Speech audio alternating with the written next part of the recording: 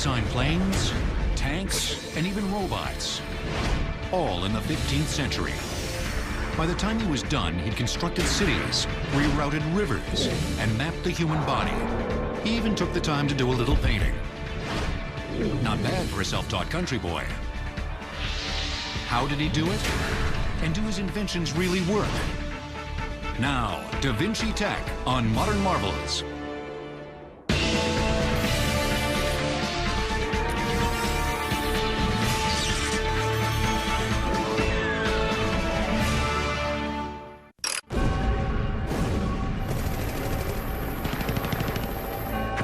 War in the 21st century is devastating and explosive. No target is secure, even hundreds of miles away. Today's high-tech weapons are the culmination of a transformation that began nearly 500 years ago, during the age of Leonardo da Vinci, at the height of the Italian Renaissance. Today, Leonardo is most famous for the beauty and mystery of his paintings. But for most of his life, Leonardo was known equally well as a military engineer. Leonardo was fascinated with war as a physical activity. Not the killing of people, but the dynamics of war. The attackers, the defenders, all the physical properties of throwing things at each other, whether they be ancient ideas like the trebuchet or the ballista or the catapult, or new ideas like cannons. How the Renaissance's most famous artist became renowned as a creator of war machines reveals much about Leonardo the man, the inventor, and the world in which he lived.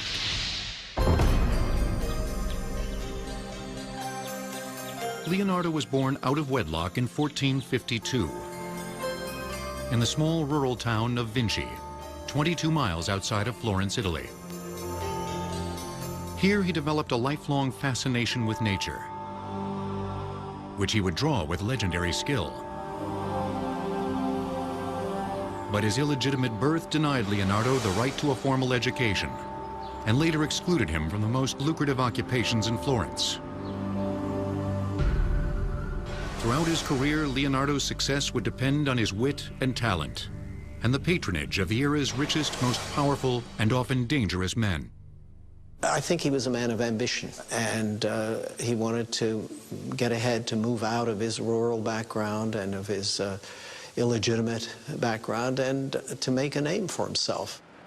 And it certainly started in Florence. He would try all sorts of means of learning, of promoting himself. Artist, architect, inventor. Leonardo pursued many vocations throughout his life.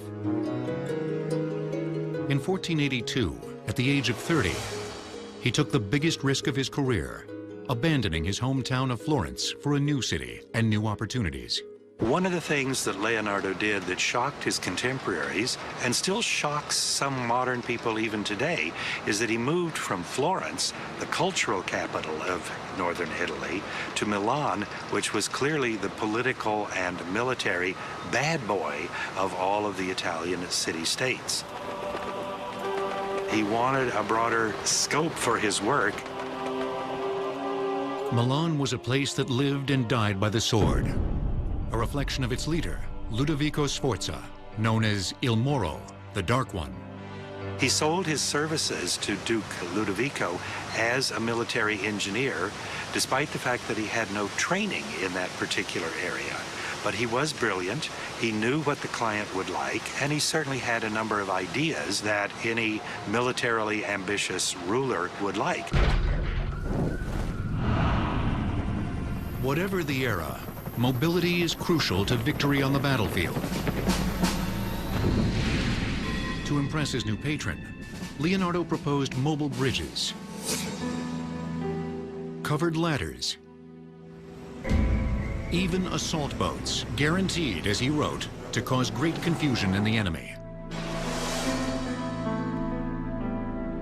He understood better than most of his contemporaries the psychological effect of weapons and realized that war is, at bottom, a kind of psychological exercise. It's much more efficient to terrify your enemy and to cause him to flee than to have to kill and kill and kill again in order to be victorious on the battlefield. And I think many of his weapons were designed, at least in part, with this in mind. Of all Leonardo's designs, none was more intimidating than his giant crossbow, a battlefield colossus sure to get the enemy's attention. And the details he provided are fascinating. The crossbow was to measure 42 braccia, or roughly 27 yards across. The bows were made of layers of thin wood to increase their flexibility and create greater firepower. Many have mistaken the dark lines on the central shaft for a large arrow. But the pouch at the end of the double bowstrings suggests the true projectile to be of heavy stone, or perhaps a flaming bomb. Those lines are in fact a worm screw mechanism used to arm the crossbow. A block along the mechanism is moved forward to engage the bowstrings. A soldier then cranks the bow backwards using the worm screw.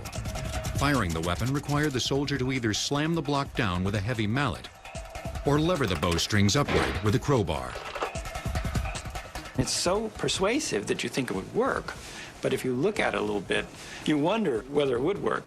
But he makes, his art makes the impossible or the improbable into something that is possible. It's why his notebooks and so many of his experiments on paper are so interesting, because what are they? Are they art and imagination, or are they observation of how things should work? Are these things real, or are they projections of what might be? In 15th century Europe, the use of gunpowder was in its infancy. Yet Leonardo's drawings anticipate a battlefield dominated by heavy and light artillery, armored vehicles, and multi-firing weapons. Technology that didn't emerge until the 19th and 20th centuries. And the solutions he foresaw were often startling examples of his mechanical ingenuity. The problem with firearms on the battlefield is that their reload times are much too long, and there's no way around this. You can't really speed up the reload cycle for these kinds of guns appreciably. So the only way they're really useful is in mass amounts. To Leonardo, the answer was to build multi-barreled guns, which were mobile and could allow the gunner to create a volley of fire before reloading. In his most spectacular design, Leonardo proposed 33 small caliber gun barrels, organized in 3 rows of 11 each. All 3 rows were mounted on a single revolving framework. Once the first row of ammunition had been fired, the gunner could easily set up the second and third rows to follow. Meanwhile, the expired rows could be either reloaded or allowed time to cool. Clearly, a precursor of the modern machine gun. But of all the weapons that Leonardo conceived, none would have altered battlefield combat more than his covered chariot, what we now call Leonardo's tank. In assaulting a fortified position that's heavily defended, the attacker is going to take a lot of casualties. This is very encouraging to the defender. A covered wagon, a sort of tank-like vehicle propelled from the inside and impervious to most of the weapons that most defenders would have, is going to get through and get up to the base of the wall, and that's going to be terrifying to the defenders. Like many of Leonardo's conceptions, the tank was inspired by an object in nature, in this case, a tortoiseshell. Its exterior was reinforced with metal plates and slanted to deflect enemy fire. Small portholes in the tank's walls allowed men inside to return fire. A similar set of portholes in the upper turret gave the tank commander a full scope of the battlefield and allowed him to direct the tank's forward progress. Power for the tank was borne on the backs of 8 men, who used a series of cranks to turn the wheels. Interestingly, Leonardo's design featured the cranks running counter to one another, making forward progress impossible. It's a novice's mistake, which someone of Leonardo's talent wouldn't have made. Some have suggested that Leonardo sabotaged his own design because he was a pacifist at heart and realized the tank's deadly potential. But there's another explanation. As an artisan, he didn't want any of his ideas stolen by others. You know, there were no copyright laws in those days, and he didn't want these ideas published. He wanted them for himself and perhaps eventually for his patrons. This possibly intentional design flaw was only one technique that Leonardo may have used to ensure that his creations remained under his control.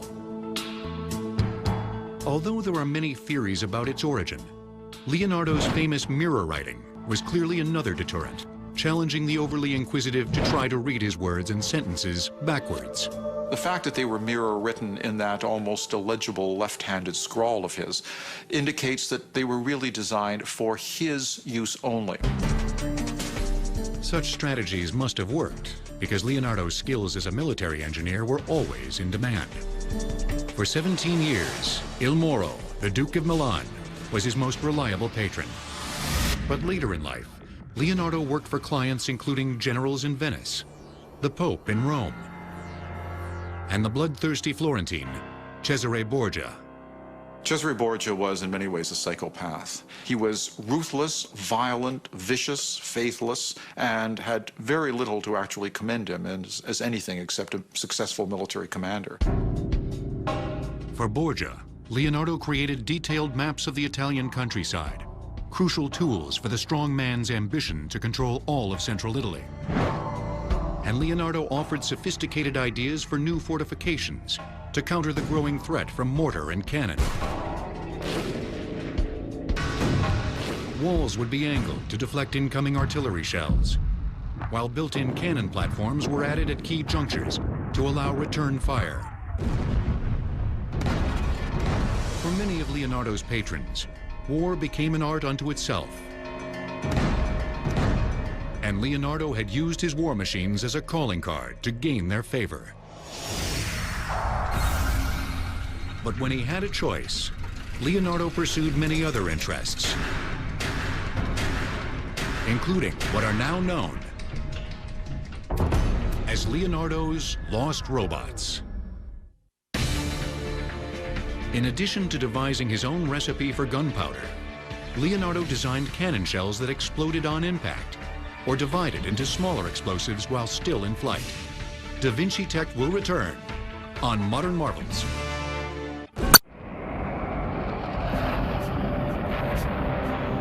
In January 2004, twin robots landed on Mars. The latest in NASA's long-term effort to explore the red planet using robotic devices.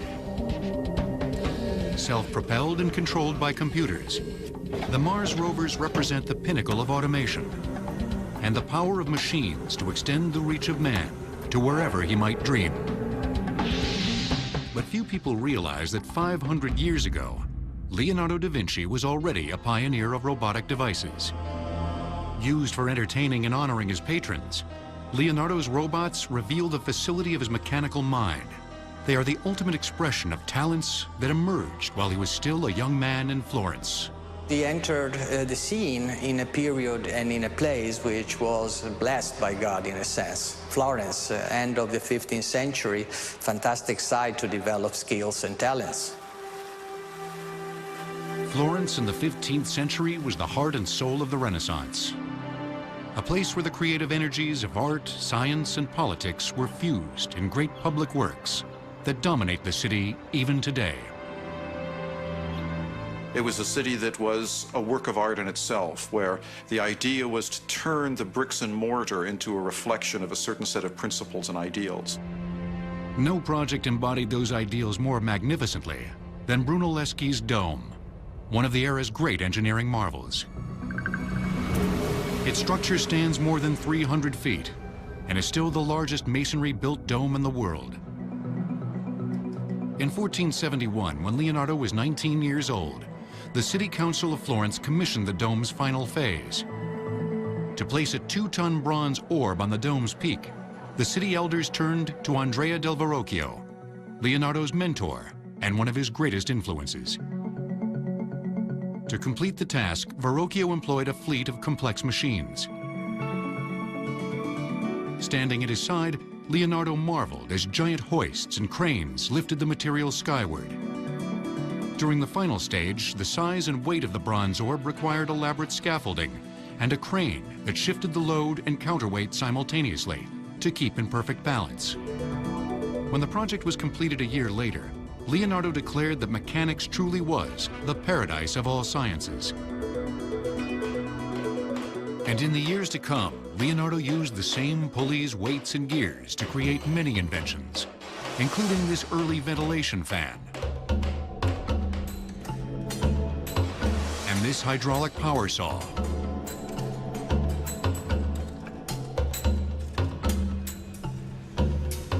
Of particular interest were clocks. The way one action led to and followed another suggested many possibilities, not just for telling time, but for many other applications as well. And later, when conjoined with springs, foreshadowed Leonardo's robots. Engineer and author Mark Rosheim has spent a lifetime solving the mysteries of Leonardo's robots, beginning with this complex drawing that had baffled scholars until late in the 20th century. This is way before anything else. I mean, this is the earliest we know of a device like this, so it changes history, changes the technological timeline. What the drawing reveals is a small cart that's self-propelled, programmable, and capable of moving in a series of different directions on its own. The clock-like mechanics reveal much about Leonardo's genius. Well, starting in the 1920s, when this kind of got on the radar screen of historians, the thought was that these springs, these leaf springs, were what propelled the cart. And they would actually alter the drawing and have these things tied down to these corner cogs, and they'd come up with these crazy reconstructions instead of looking at what Leonardo had actually done. Rosheim's mentor, scholar Carlo Pedretti, was the first to suggest that the large-toothed gearheads obscured something more. A pair of coil springs hidden beneath, the true source of the robot cart's power. The visible spring devices, once assumed to be the power source, were in fact the steering mechanism. My first discovery was that these pedals here were cams. They were faintly drawn, and then I could see that these cams tripped this lever. And then I could deduce that this lever must be connected to the steering wheel. The larger the cams, the sharper the turn of the steering wheel, and vice versa. The cams could be placed in any order, allowing the engineer, in essence, to program the route the robot cart would take. Even speed could be regulated. After that, the question was, what did these things do, these cogs? And I could see this other spring here. These were behaving like a clock. This was the tick-tock of a clock. In other words, this was behaving like the pendulum of a clock, and it was regulating the release of the energy in the spring. In this case, the springs are underneath these big gears. The clock-like release of energy within the springs guaranteed the robot cart a smooth, steady ride as it moved through a room on its own. A remarkable sight in the 15th century, sure to wow Leonardo's patrons, just as we are astonished by today's robotic devices. The big thing is, it proves that the roots of technology go far deeper than we ever realized, that the concepts of programmability, concepts of computerized robots go hundreds of years deeper than we ever thought. But Leonardo's cart was only the first of his robotic creations. While at the court of Milan, Leonardo was called on by the Duke to oversee the elaborate court pageants that played a vital role in his rule. The prince had to be surrounded by magnificence. He had to represent the wealth and culture and military prowess and dignity and even almost the anthropological bloodline of his people. And pageantry did this in an extraordinarily successful way. It wasn't just entertainment. It was propaganda. In 1495, Leonardo unveiled a robot knight at one of the Duke's celebrations. The robot knight could sit, stand, and raise its visor, all by means of an elaborate pulley and cabling system.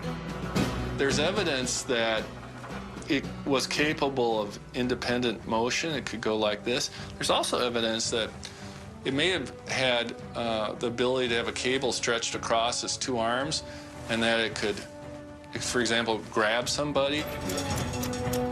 In 2002, Rosheim built the Knight robot, proving that Leonardo truly was a master of robotics. The machines are they're Swiss watch-like. I mean, there's so very few components doing many different roles, and they're just so simple and so elegant.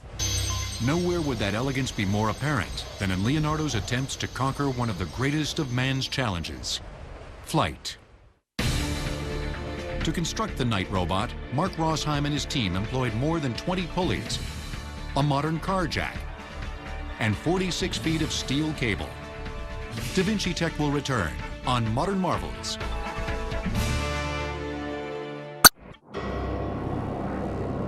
Flight. It's now so commonplace that many of us forget just what a threshold it once was. For Leonardo da Vinci, to fly was a dream that haunted him and inspired him to design a host of incredible flying machines. Today, many consider him the grandfather of modern aviation. So it was the first time that any kind of engineering discipline had been put into the design of an aircraft. Up to that point, it had been either mythology like Icarus and Daedalus, or these poor guys who strap wings to themselves and jump off a tower or a wall. Leonardo da Vinci thought about the materials, he thought about the sizing, the proportions. He observed nature and took from nature what had to be taken in his mind to make it work. Like the ancients before him, Leonardo's fascination with flight began with the observation of birds, which he studied for most of his life.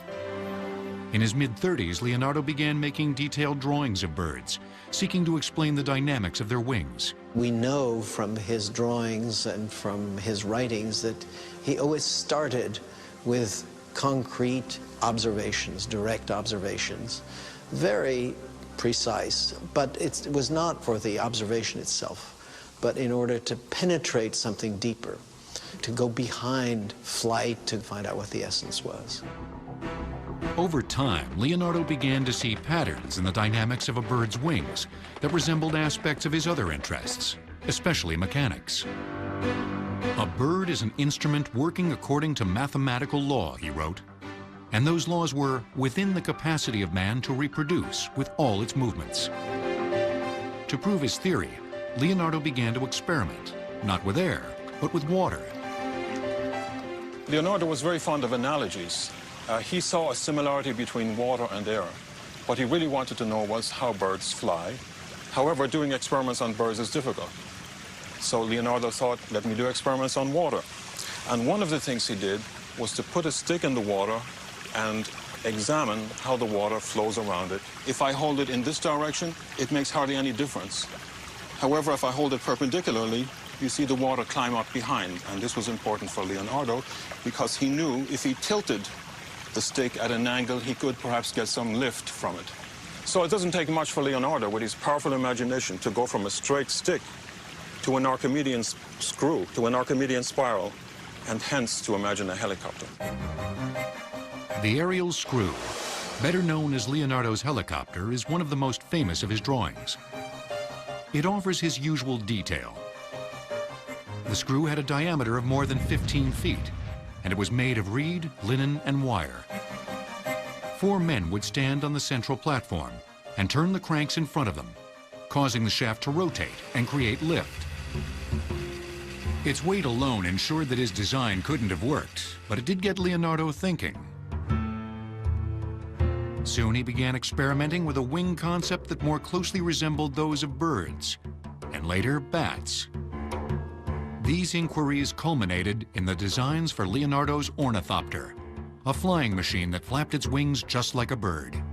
There are many things about bird flight and bat flight that seem on the face of it to be an inspiration for full-scale flight. They do it so effortlessly. Leonardo's ornithopter is a true original, the first in history. Based on several drawings, the composite design featured a 2-winged airship powered by human strength. The wingspan exceeded 33 feet, slightly less than a classic modern Piper Cub. The skeleton frame of each wing was to be made of pine, then covered in raw silk and starched taffeta to create a light but sturdy membrane. For power, the pilot would pump a set of back pedals using an alternate leg motion. A hand crank increased the energy produced, while a head harness operated both the rudder and elevator, allowing the now very busy pilot to steer. Leonardo realized that a bird's feathers weren't necessary for flight, but in order to generate the needed lift and thrust, the ornithopter's wings would need to twist as they flapped. If you just have a flat wing, one that isn't capable of twisting, you'll go nowhere. You'll just stir up the air. For a wing design like Da Vinci's, you have to have twist, and I think he understood that, so that the wing would twist on the downstroke and twist the other way on the upstroke. Over time, Leonardo became so enthusiastic that he began to design additional elements to aid the pilot, including landing gear that featured shock absorbers. Such extras imply that Leonardo was serious about building the ornithopter. I think a lot of his devices and gadgets he didn't need to build. It was obvious to him from the drawing and from his wonderful imagination that they would work. However, he was very serious about building a flying machine, apparently built parts of it, but it must have struck him eventually that this thing just wouldn't work.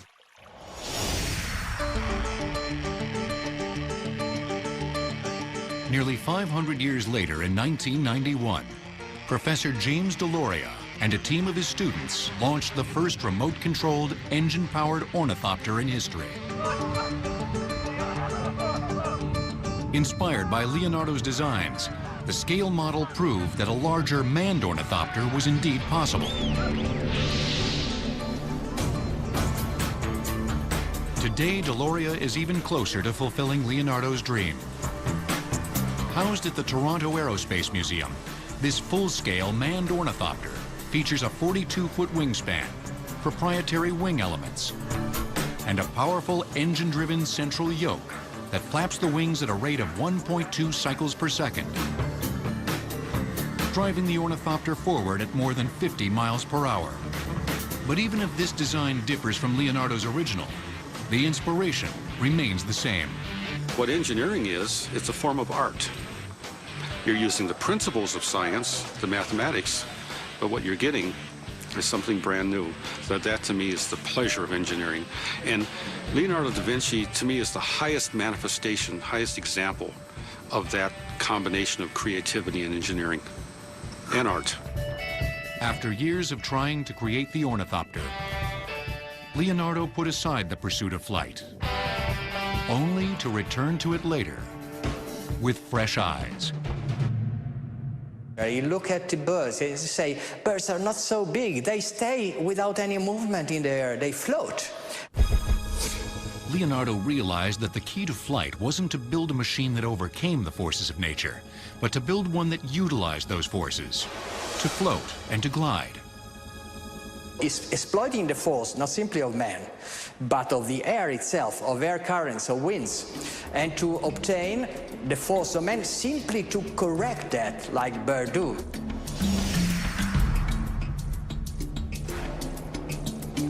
In June 2000, daredevil Adrian Nicholas transformed a sketch Leonardo had made in the margin of one of his notebooks into a soaring tribute to Da Vinci's genius.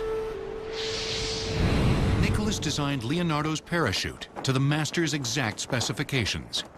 Because it weighed over 200 pounds, 40 times more than a modern parachute, experts warned Nicholas that the design wouldn't work and that his life hung in the balance.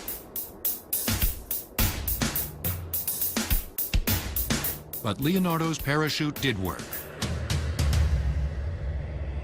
And Nicholas soared for more than 5 minutes. A grand gesture that proved again that Leonardo da Vinci should never be underestimated. Leonardo's time in Milan would soon come to an end, but not before he undertook the greatest engineering challenge of his career. In 1901, a 12-year-old Russian boy saw Leonardo's mechanical drawings, and they changed his life. Igor Sikorsky later built one of the first working helicopters in history. We all know the legend of the Spartan 300, but I want to know how these men really live.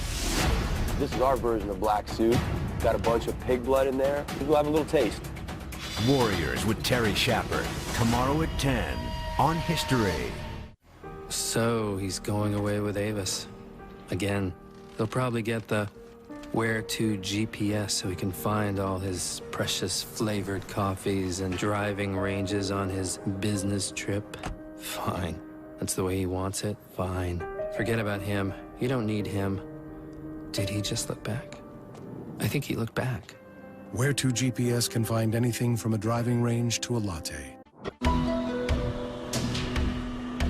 From the time cities first arose, leaders have filled them with monuments and statues, public symbols that can unite not just individuals, but nations, and even generations. In 1966, an American researcher working in Madrid made a startling discovery. 2 lost Leonardo notebooks, not seen for generations. Inside were plans for a Renaissance-era Colossus, a statue that would stand more than 24 feet tall, 4 times the height of an average man, and would require more than 80 tons of bronze to cast. It was known as Leonardo's horse, the most difficult artistic and engineering challenge of his career. This is complexity 360 degrees. You have anatomy, you have proportion, you have technical problem, you have infrastructural problem, you have economical problem because the amount of bronze was so much. Beginning in the early 1480s, Leonardo worked on the project for more than a decade, about 3 times longer than it took to paint The Last Supper. But for all his care and planning, Leonardo didn't live to see the horse completed. It became another of his lost dreams, until it too was reawakened nearly 500 years later by an American named Charles C. Dent. My uncle read this story about how Leonardo on his deathbed reportedly wept about not being able to finish the horse. Decided, let's give Leonardo his horse and do this as a tribute of thanks to the Italian people, sort of like a Statue of Liberty going in a reverse direction. Dent, a retired airline pilot and passionate art collector, decided to build Leonardo's horse by staying as true to the master's vision as possible. In time, others would join that quest, including sculptor Nina Akamu. The creation of a statue of this magnitude begins in clay in order to finalize the design. Leonardo's notebooks are filled with drawings of how horses move. At first, Leonardo wanted his statue to rear up, a revolutionary idea, but the engineering challenges were simply too great to overcome. The stresses on the legs would have been just too much. It would not have been able to be supported on its own, or also it could, tip and fall over. A plethora of difficulties with 80 tons on just 2 supporting points. Eventually, Leonardo settled on a more traditional pose. Once finalized, Dent's team needed a full-scale clay model to begin the casting process. Great care was taken to ensure that this contemporary version mirrored Leonardo's own 24-foot-high clay model, which he unveiled to the Duke of Milan in 1493. Next, Leonardo would have had to solve the many challenges posed by controlling the 80 tons of molten bronze needed to cast the horse. One of the things that he was very concerned with this huge pour of bronze was to be able to control the thickness of the bronze. The thickness that they wanted to have was basically 2 fingers thick. Without the proper thickness, the statue would suffer from a fatal instability. So Leonardo devised an ingenious mold-making technique, drawing on the lessons of his earlier weapons designs. He adopted a number of techniques for making cannon, utilizing a technology for a variety of molds that were really only used in military to bring it into art. And this was really quite fundamentally different from things that had been done, up to that point in time. The process begins with the creation of a master mold by coating the clay model in a hard, fast-drying material. Here, technicians use rubber, while in Leonardo's time, a unique plaster formula was used. Once the coating dries, the clay model is removed, leaving a hard plaster master mold. The inside of the mold is then covered with a uniform layer of wax, creating what Leonardo called thickness. Finally, a third layer, this time of fire clay, was applied. The master mold is now ready to be heated to more than 2,200 degrees Fahrenheit, which causes the wax to melt and seep out the bottom of the mold. Molten bronze is then poured inside the existing gap, where it will harden and form the walls of the statue. Today, a sculpture the size of the horse is divided into sections, which are cast individually and welded together using modern joining techniques.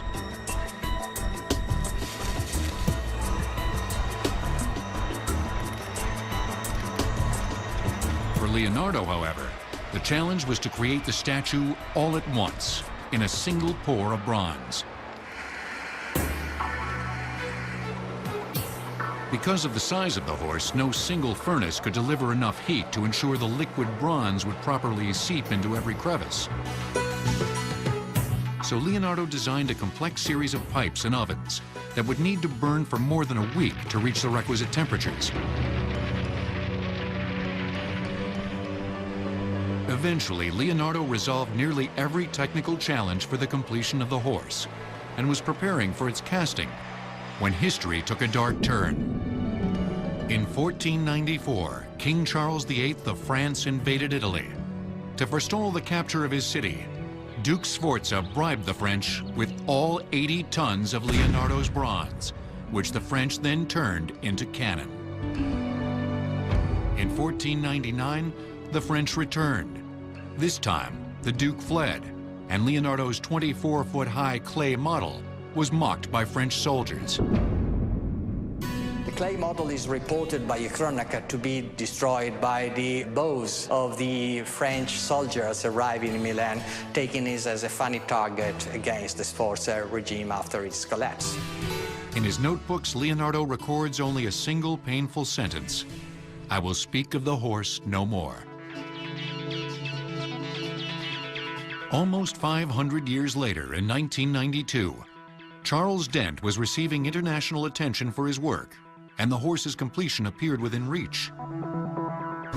But in 1994, Dent was diagnosed with Lou Gehrig's disease, and the end came quickly. Like Leonardo, Charlie never saw the horse completed in his lifetime, and a group of us promised him before he died that we would finish the horse for him. Eseguito gli inni nazionali dei due paesi. 5 years later, on September 10, 1999, Leonardo's horse was finally unveiled in Milan, a moment that celebrated not only Leonardo and Charles Dent, but a creative legacy that binds two nations. But beyond the great statue, Leonardo's vision would lead us beneath the sea and even into space. Had it been completed, Leonardo's 80-ton bronze horse would have weighed as much as 50 Ferrari sports cars or 13 of Michelangelo's Davids. Da Vinci Tech will return on Modern Marvels.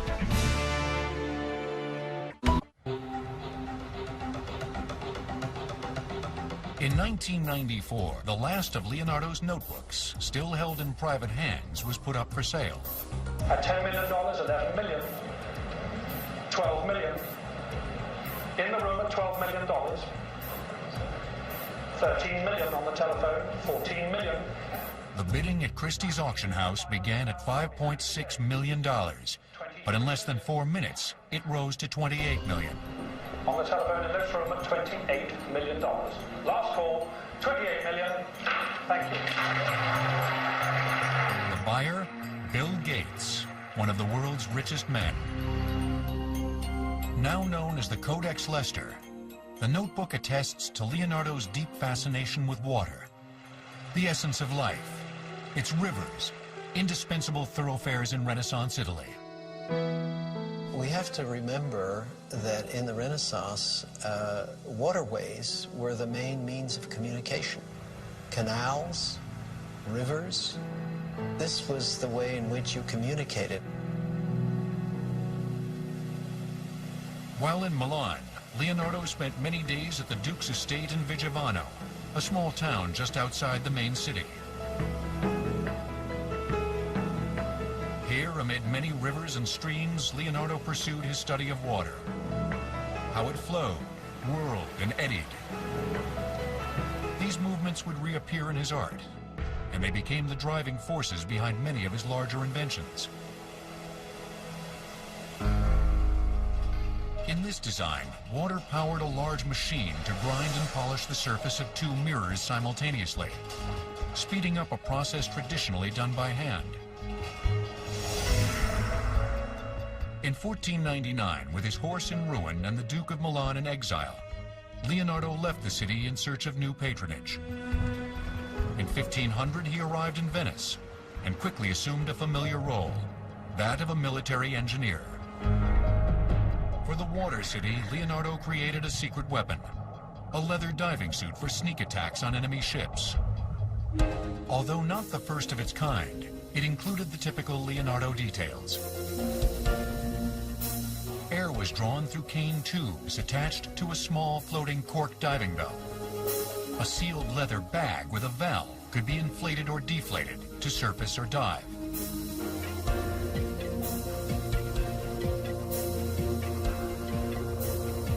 But of all Leonardo's water projects, none was grander than his plan to redirect the Arno River, which ran through his native Florence to the port of Pisa, and then into the Mediterranean. Leonardo had returned to Florence in 1501, where he befriended Niccolo Machiavelli, one of history's great political insiders, and a man who dreamed big. Leonardo and Machiavelli had this great plan to build a waterway that would reach the Tyrrhenian Sea and that would bypass the city of Pisa, which was one of their great competitors. Without the Arno River, Pisa's commercial and strategic importance as a port would simply evaporate, and the city would become vulnerable to takeover by the Florentines. The initial plan was to channel the river southward, using weirs, dams, and a mile-long, 32-foot deep ditch. By Leonardo's own estimates, construction of the ditch would require more than 1 million tons of earth to be moved, taking more than 54,000 man-days. Heavy machines of his own design would supplement the workers. Construction actually started on the project, but heavy rain soon washed away the work.